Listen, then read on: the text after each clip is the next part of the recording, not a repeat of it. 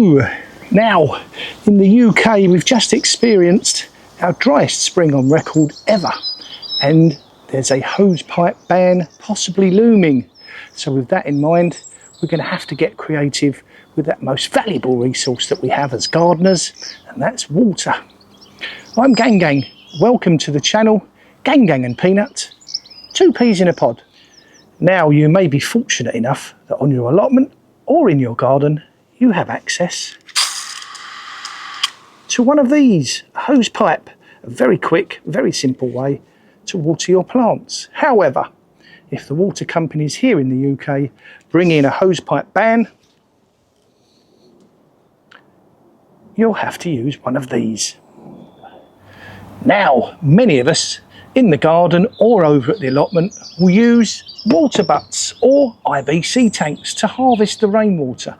But where it's been dry and there's been very little rainfall, the levels of water in your water butt may be drastically falling.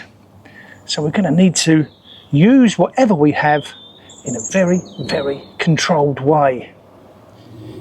One of the easiest ways to get water to the root zone on any plant is to create a small depression around where you've planted it. That way, when you water, it creates a small reservoir around the plant and ensures that the water gets to where it's supposed to go, which is into the roots. Now, another thing that I've tried in the past very successfully is to dig a hole next to the plant. In this case, it's a cabbage. And in the ground next to it, you bury a pot. That way, when you water straight into the pot. And all of the water goes straight down to the roots, rather than completely sitting on the surface, possibly evaporating. And I think that's an excellent way, especially when you're watering some brassicas. Something else that I like to use are these. These are a watering spike, and they're quite freely available on the internet. Using this with one of these plastic bottles, they screw into there. It pushes into the compost, and you can water it from the top. Very simple, very cheap, and very effective, and the water gets right down into the roots. And I find these are particularly useful with any container. Now, whilst we're looking at using plastic bottles, another way of using a plastic bottle is to fill it with water, pierce some holes in the bottom. In this case, I used a hot needle. I've just made 3 holes and place it on top of the compost. Take off the lid so that the air pressure levels out and the water will go exactly where you want it to go. Now, one of the ways that I can save water in the greenhouse is by using capillary matting. And I just sit the matting in a tray, water the matting like this, and it gets absorbed into the capillary matting, and then the plants absorb it up from the bottom. Now, something else you may want to consider is to use halos. These are tomato halos that I've been using for several years very successfully. They're a fantastic idea because when you water into the outer ring, and the water goes straight where you want it again, which is down into the roots in this container for this tomato plant. And again, they're freely available on the internet. You could also, if you have container plants, is to stand the plant into a tray and then simply water into the tray itself.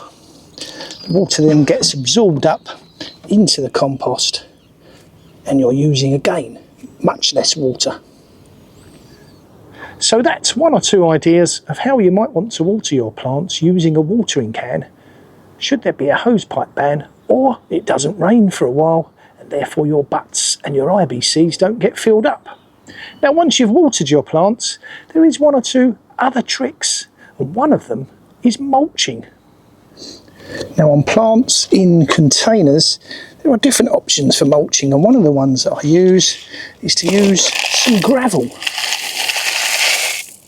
which I'll spread out across the surface,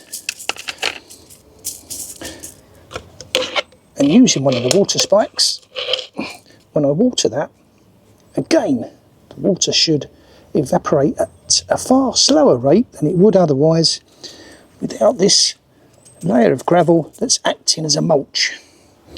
Now in my greenhouse, some of these tomato plants and these cucumber plants are currently sitting in a tray with the capillary matting, and they're being watered up from the bottom.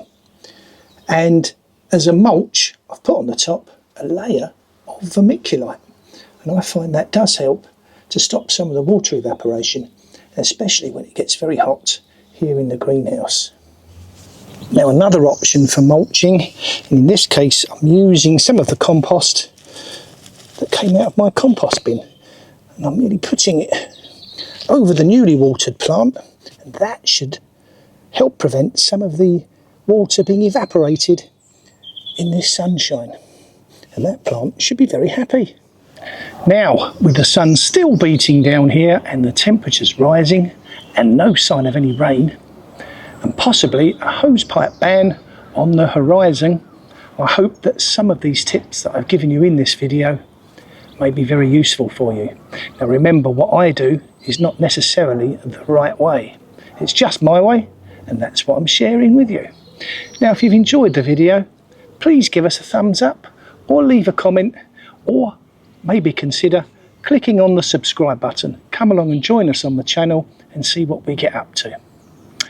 I'm Gang, this is Gang and Peanut, 2 peas in a pod, and as ever, until next time, take care, bye.